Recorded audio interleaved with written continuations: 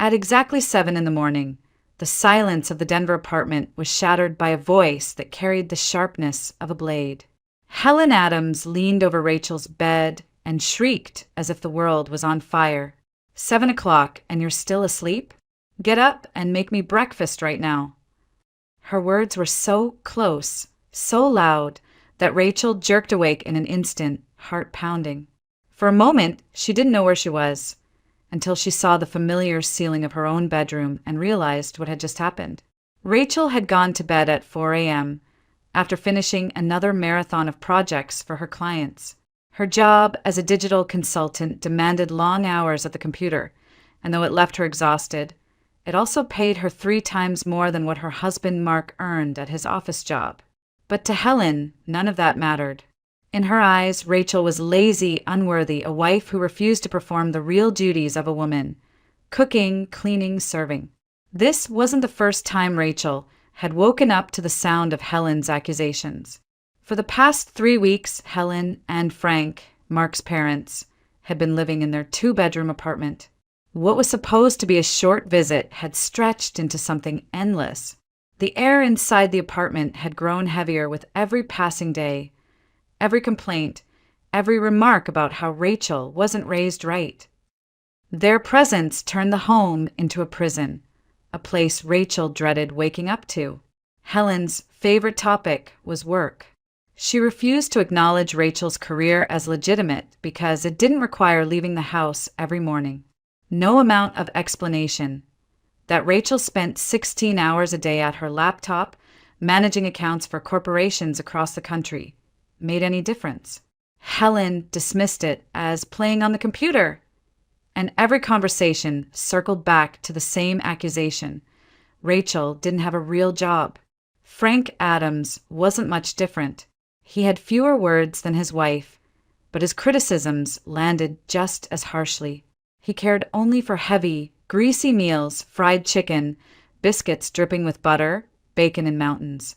Rachel, who preferred lighter, healthier dishes, often made grilled fish or vegetable pilaf. To Frank, that wasn't food. He would grunt from the kitchen table, pushing the plate away and saying she didn't know how to feed a man. "What kind of wife serves rabbit food?" he'd mutter. Every day since their arrival, Rachel had tried to endure.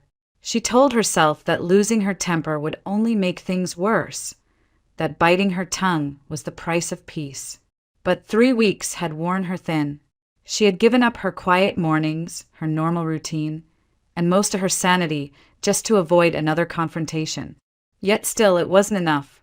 Helen seemed to believe it was her sacred duty to remind Rachel at every opportunity that she wasn't good enough, not as a wife, not as a homemaker, not as a woman.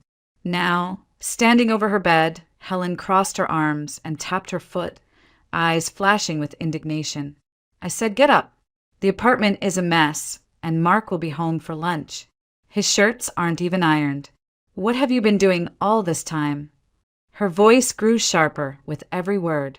Rachel sat up slowly, her head heavy from lack of sleep. She pressed her lips together, swallowing back the fury that rose in her chest. The truth was that she wanted to scream, to throw Helen out of the room, to remind her that she had no right to burst in like this. But she didn't. Not yet. She had learned to control her reactions, to breathe deeply until the moment passed. The thought flickered in her mind. This wasn't a home anymore, it was a battleground. And every morning felt like waking into another fight she hadn't chosen. Rachel's hands trembled as she pushed the blanket aside, not from fear, but from restraint. She knew she couldn't keep enduring this forever. For now, though, she said nothing. She let Helen storm out of the room, muttering insults under her breath, while Frank's voice drifted from the kitchen, demanding a breakfast that Rachel didn't even have the strength to cook. She closed her eyes for a second longer, steeling herself. She would hold it in for now, but the cracks were forming, and she could feel something inside her starting to shift. Helen wasn't finished. Storming out of the bedroom, she began a loud parade through the small Denver apartment, slamming doors, tugging at curtains, muttering about dust on the shelves that wasn't there. Drawers were yanked open and shut, chairs dragged across the floor, as if she were staging some domestic battlefield where only she could be the victor. The chaos wasn't about cleaning. It was about making a point, about proving that Rachel was, in Helen's eyes, a failure. From the kitchen came the sound of Frank's voice, thick with irritation. He had finally woken up, his hair mussed, his face still puffy with sleep. "What's going on out there? And where's breakfast? A man can't live on coffee and salads. You've got nothing ready." His tone carried the weight of expectation, as if a meal should simply appear before him without question. Rachel stood frozen for a moment, her patience splintering like glass under pressure. For 3 weeks she had listened, endured, swallowed her pride in the name of peace. But this morning, after being jolted awake and ridiculed, something inside her refused to stay silent. She walked into the living room, her face pale, but her voice sharp, steady. "Enough," she said, the word cutting through Helen's rambling.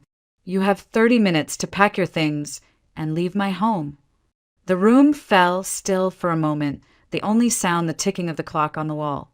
Helen blinked, stunned that Rachel dared to speak with such finality. Then her eyes narrowed, her lips curling into a sneer. "You're home? Don't flatter yourself, Rachel. This is Mark's apartment. You don't get to throw me out of my son's place. You are nothing here." Frank gave a satisfied grunt of agreement from the kitchen. "Exactly. Don't forget whose name is on the family. You'd be nowhere without him." Rachel felt her hands clench at her sides, the fury hot in her chest. She stepped closer, her voice low but unshakable. "This apartment was bought with our savings, and we're still paying the mortgage together. Your son couldn't have done it alone. Don't pretend you helped us. You didn't give a single dollar. So don't stand here and act like I'm living in some gift you handed down." Helen's face flushed red, her indignation flaring brighter than ever. "All you think about is money. That's all you care about. You're ungrateful, selfish." Rachel cut her off. "I think about fairness. And I'm telling you both. You are guests here, nothing more. And I will not live another day under your insults." For a moment, silence pressed down on the room. Frank shifted uncomfortably, but said nothing more, while Helen's chest rose and fell with the weight of her outrage. She looked ready to explode again, but Rachel had already turned away, her decision made. Inside, Rachel knew she couldn't win this war alone. Mark wasn't home yet, and facing his parents without his presence was a battle stacked against her. They would twist her words, escalate until she was cornered. She could already hear Helen muttering under her breath, already feel Frank's disapproval radiating like heat from the kitchen. Rachel drew a breath, steadying herself. The confrontation wasn't over. It couldn't be, not with Helen and Frank so deeply entrenched in their righteousness. But she had drawn her line in the sand. And even if Mark chose to ignore it later, even if he tried to brush her off, Rachel knew she had taken the first real step. She had spoken her truth, and she would not be silenced again. As Helen continued pacing, slamming cabinet doors and tossing accusations into the air, Rachel quietly gathered her composure. She knew when to fight and when to step aside, and for now, retreat was the wiser choice. But she carried with her the certainty that this moment had changed something. The next time, she wouldn't just warn them. She would act. Rachel slipped into her jeans, tied her hair back in a messy knot, and grabbed her laptop bag. Without another word to Helen or Frank, she walked out of the apartment, the door shutting behind her with a firm thud that felt like a small act of liberation. The crisp Denver morning air stung her cheeks as she stepped outside, and for the first time all day, she was able to breathe without the suffocating weight of her in-laws pressing down on her chest. She found refuge in a corner booth of her favorite cafe downtown, a place where the warm hum of espresso machines and quiet chatter always seemed to calm her nerves. She ordered a black coffee and set up her laptop, determined to lose herself in work. If she couldn't find peace at home, She would carve it out here, among strangers and the steady rhythm of her own typing. For the first half hour, she managed to focus, sending out emails, reviewing reports, even beginning to feel the tightness in her chest ease. But the moment of quiet didn't last. Her phone began to buzz with a relentless stream of notifications. At first, she ignored it, unwilling to let Helen invade this space as well. But the vibrations grew too persistent. With a sigh, Rachel unlocked her phone and opened Facebook Messenger. The screen was flooded with messages from Helen, each more vicious than the last. The insults came one after another. Lazy, worthless, a disgrace. Some messages went further, dripping with venom, suggesting that Rachel didn't deserve to live in peace at all. One line in particular made her skin crawl. "You'll regret the day you crossed me. Maybe sooner than you think." Rachel stared at the words, a cold wave of disgust washing over her. Her stomach clenched, not out of fear, but from the sheer toxicity of it all. It was one thing to hurl insults in person. It was another to type them out, leave them in writing, deliberate and cruel. She felt a tremor in her hand as she scrolled, but her mind was already working. She took screenshots of every single message, careful not to miss a word. She saved them in a folder on her phone, labeling it with the date and time. If Helen wanted to play this game, Rachel would meet her with evidence. When the last screenshot was saved, she blocked Helen's number without hesitation. The silence that followed was instant, like slamming a window shut on a storm. Rachel leaned back in her chair, the coffee cooling on the table beside her. The cafe's hum carried on around her, a stark contrast to the ugliness she had just witnessed on her screen. She felt drained, her body heavy with fatigue. She had worked until 4 a.m, been jolted awake by screams, and now endured a barrage of abuse from a woman who seemed determined to break her. Still, amid the exhaustion, a quiet realization was taking root. This wasn't just a bad morning. This wasn't a string of unlucky days. This was her life with Helen and Frank under her roof, and with Mark refusing to intervene. It was an environment soaked in hostility, one where she was expected to endure endless humiliation simply to keep the peace. She unlocked her phone again, this time not to read, but to act. She attached the screenshots in a message to Mark, typing slowly, her words deliberate. "I'm at the cafe downtown. We need to talk. Come here tonight." She hit send and placed the phone face down on the table, shutting her eyes for a moment. The fatigue seeped deep into her bones. But so did something else, clarity. Rachel could no longer lie to herself. She couldn't call this temporary or harmless. The truth was unavoidable.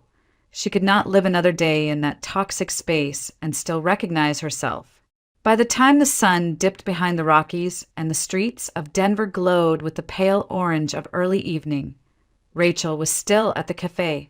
Her coffee had long gone cold, and her laptop sat closed in her bag. She hadn't been working for hours, just waiting. At 6 o'clock sharp, the bell above the cafe door chimed and Mark walked in. He looked tired, but not in the way she was. His exhaustion came laced with irritation, as if simply being asked to show up was an inconvenience. He scanned the room until his eyes landed on her. With a heavy sigh, he slid into the booth across from her, his expression already stormy. "So," he began without greeting, "what did you and Mom fight about this time?" His tone wasn't curious. It was accusatory, weary, as though she were the problem he had been forced to deal with. Rachel sat upright, her voice calm but resolute. "Mark, this isn't just another fight. I want your parents to leave. Tonight. I can't live like this anymore." Mark leaned back, crossing his arms, his jaw tightening. "Rachel, you're exaggerating. Mom's blood pressure has been all over the place. She's sick, you know that. Dad's stressed out. They don't mean everything they say. And now you're pushing me to throw them out? Do you want me to just abandon them?" Her chest tightened at his words, not because they surprised her, but because they were exactly what she feared. He wasn't just failing to defend her.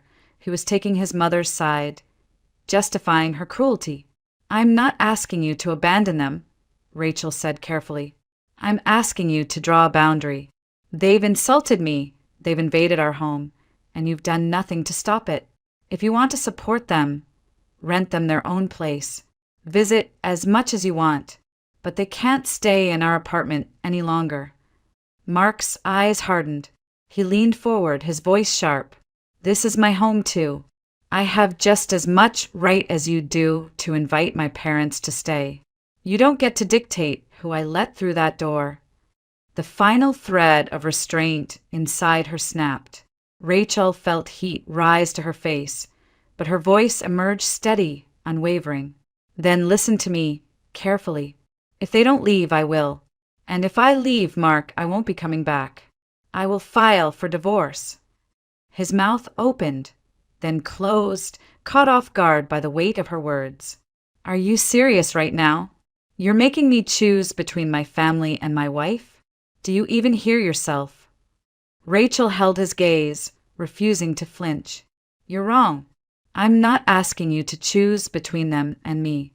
I'm asking you to respect me enough to not force me into a hostile environment every single day. I'm asking for the bare minimum, to feel safe in my own home.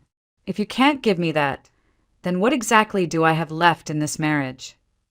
Mark stared at her, his eyes narrowing, his lips pressed into a thin line. His silence told her everything. He wasn't weighing her words. He was calculating how to push her back into submission. The moment stretched long, the air between them thick with the weight of unspoken truths.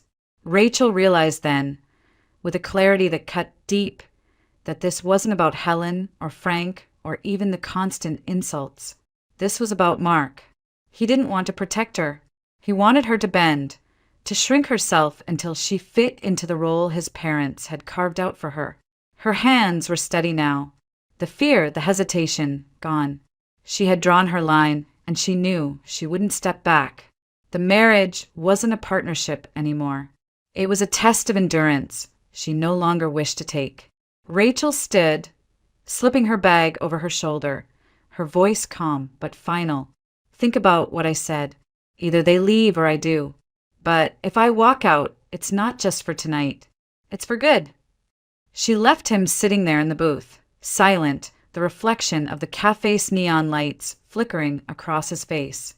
For the first time since this nightmare began, Rachel felt the ground steady beneath her feet. She understood the truth now. Her marriage had already cracked beyond repair. Mark didn't want to stand beside her. He wanted her to bow her head, and Rachel Adams was done bowing. Mark tried to recover from her ultimatum, his voice dropping into something almost pleading. "Look, Rachel, let's not blow this up. They'll only stay another week, maybe less. Mom just needs to get back on her feet. Dad will calm down. Can't you just hold on a little longer?" His words were meant to soothe, but to Rachel they sounded hollow. For 3 weeks she had endured, telling herself each day would be the last, and every time the intrusion grew worse. She had learned something the hard way. With Helen and Frank, there was never just one more week. Rachel folded her hands on the table, her tone even. "No, Mark, I'm not waiting one more week or one more day. I'm leaving. Tomorrow I'll come back for my things." Mark blinked, his expression tightening, as though he hadn't expected her to stay so calm. "You're really going to walk out? Over this?" Rachel nodded, steady. "Yes, because this isn't about them anymore, it's about you. You refuse to set boundaries. You refuse to protect me in my own home. That means I have to protect myself." Mark leaned forward, frustration creeping into his voice. "So what, you're going to throw away our marriage? Over a couple of arguments with my parents? That's crazy." Her voice sharpened, though it never rose. "It's not a couple of arguments, Mark. It's a pattern. 3 weeks of humiliation. 3 weeks of silence from you. I won't keep living like this." She paused, then continued, deliberate and precise. "And don't forget, this apartment is marital property. It belongs to both of us. If you want to keep it, you're still responsible for half the mortgage. You can't just let me walk away and pretend it's yours alone." That struck him. He stiffened, his jaw clenching. "So you're already talking about dividing assets? That fast?" Rachel held his gaze. "I have to, because I can see exactly where this is headed. I'm done waiting for things to get better when they never do." For a moment, Mark seemed to struggle between anger and disbelief, as if he thought she would eventually cave like always. But this time, there was no hesitation in her eyes. Rachel rose from her seat, slipping the strap of her bag over her shoulder. Her movements were slow, deliberate, but her heart no longer trembled. She felt the weight of finality pressing down on her, but beneath it was something lighter, a quiet resolve she hadn't felt in years. "Tomorrow," she said firmly, "I'll collect my things. I'll call an attorney. You'll hear from me about the divorce. And if you decide to keep this place, then remember, you'll be paying your share. Every month." Mark opened his mouth as if to argue, but no words came. He only sat there, staring, his face shifting between fury and fear. Rachel didn't wait for him to recover. She turned and walked out of the cafe into the cool Denver night. The city lights reflected in the glass windows, sharp and unyielding, like her own decision. For the first time in a long time, her steps felt firm, her back straight. She wasn't leaving in defeat. She was leaving with purpose. This was the point of no return. She knew it as she crossed the street, her bag pressed to her side. There would be no reconciliation, no pretending that things could go back to the way they were. The marriage had been fractured too deeply, and Mark had made his choice clear. He wanted obedience, not partnership. Rachel Adams was done giving him either. The divorce itself was finalized relatively quickly, but what followed was far from simple. The issue of the Denver apartment became a battle that stretched on for months. The court reviewed the finances carefully and determined what Rachel already knew would be the outcome. The apartment had been purchased during the marriage, with joint savings and a mortgage in both their names. That made it marital property. It was to be split evenly, with each holding 50% ownership and both remaining equally responsible for the mortgage payments. Rachel didn't fight that ruling. She understood it was the most practical path forward. What she could no longer tolerate was living under the same roof as Mark, or worse, his parents. So she found herself a small studio across town, a place where she could breathe without the constant intrusion of Helen's voice or Frank's disapproving glare. It wasn't large, but it was hers, quiet and filled only with her own things. Even after moving out, she maintained her 50% ownership of the apartment, determined not to surrender her rights. Mark stayed in the apartment, choosing to live in the larger space rather than downsizing. At first, he paid his share of the mortgage dutifully, though not without grumbling about the costs. But as weeks turned into months, his discipline faltered. Bills piled up, deadlines passed. Rachel kept up with her half, sending in her portion of the payment on time every month. But she watched as Mark began slipping behind. The pattern became clear quickly. He wasn't managing. Whether it was poor budgeting, pride that kept him from asking for help, or simply his parents encouraging him to focus on anything but responsibility, the result was the same. Notices started arriving in the mail. The bank's patience was not endless. Rachel, meanwhile, focused on her work. Her projects flourished, her income grew, and her life in the studio, though modest, gave her the stability she craved. But she could see the storm gathering around the apartment, and though Mark might have thought he could let the debt slide, Rachel knew better. The mortgage was a legal tether binding them together, and his failures could easily drag her down too. The tension between them didn't fade after the divorce decree was signed. It simply shifted from personal arguments to financial standoffs. Rachel reminded him more than once that he was still responsible, that neglecting payments would have consequences for them both. But her warnings seemed to fall on deaf ears. Mark insisted he could handle it, yet the overdue notices told a different story. It was a bitter irony. He had fought so fiercely to keep his parents in that apartment, to claim it as his domain. Yet when given the chance to hold it on his own, he began to lose his grip. For Rachel, it was frustrating but not surprising. She had seen the cracks in his character long before the court put anything in writing. Now, living on her own, Rachel carried no illusions about reconciliation. The marriage was over, the love gone, and the apartment was no longer a home. It was a liability, a shared weight she wanted to shed. She was patient, but she also knew an opportunity was coming. If Mark couldn't keep up with his share, the bank would intervene. And when that happened, Rachel intended to be ready. Months dragged on, and the warning letters from the bank grew more urgent. Mark had stopped making his payments entirely. Rachel kept covering her share, but a mortgage didn't work like that. When one owner defaulted, both were at risk.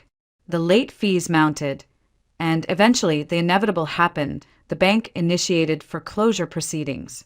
Rachel received the notice with a sinking feeling, but she didn't let panic take hold. Instead, she acted quickly. She scheduled a meeting with the bank's representatives, walking into the office with a folder of documents in her hands, proof of her consistent payments, records of her income, and the screenshots of correspondence showing Mark's neglect. She sat across from the loan officer, calm but firm. "I want to resolve this," she told them. "I'm prepared to cover the arrears, bring the loan current, and assume the responsibility myself. But I'll need full ownership. You know as well as I do that Mark isn't paying and won't. Let me take this off your books cleanly." The negotiation was tense but short. The bank didn't want a foreclosure dragging through the courts. It was costly and time-consuming. Rachel's offer was the simplest solution. She agreed to pay the outstanding balance and restructure the mortgage under her name alone. Mark's share, once valued at 50%, was reduced significantly because of the delinquency. In effect, Rachel bought him out for far less than the property's worth. When Mark found out, he exploded. He stormed into her messages, accusing her of trickery, of betrayal. He filed a lawsuit, claiming she had maneuvered behind his back. But the court dismissed his complaint swiftly. Everything Rachel had done was above board, documented, and entirely legal.